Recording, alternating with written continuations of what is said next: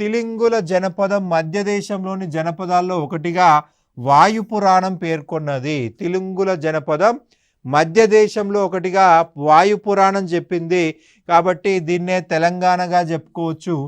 అంటే తెలుగు, తెలంగ్, తిలింగ్ అనే శబ్దాన్ని అంగునీయం అనేటువంటి తమిళ వ్యాకరణ గ్రంథంలో పేర్కొన్నారు. తెలుగు, తెలంగ్, తెలంగ్, త్రిలింగ్ ఈ 3 పదాలు మనకి ఏ గ్రంథంలో రాశారండి? అంగునీయం అనేటువంటి తమిళ వ్యాకరణ గ్రంథంలో రాయడం జరిగింది. మనకి తమిళ సాహిత్యం అంతా కూడా సంగమ యుగంలో అభివృద్ధి చెందింది. అంటే సంగమ యుగం నాటికే తెలంగాణ ప్రాంతంలో మనుషులు నివసిస్తున్నారు, చరిత్ర ప్రారంభమైంది అనడానికి ఎగ్జాంపుల్ ఈ అంగునీయంలో ఉన్నటువంటి పదాలుగా చెప్పాల్సి ఉంటుంది. శ్రీశైలము, ద్రాక్షారామము, కాళేశ్వరం అనేవి గొప్ప శైవక్షేత్రాలు. ఈ 3 లింగముల మధ్య ఉన్న దేశానికి త్రిలింగ దేశం అని పేరు వచ్చింది.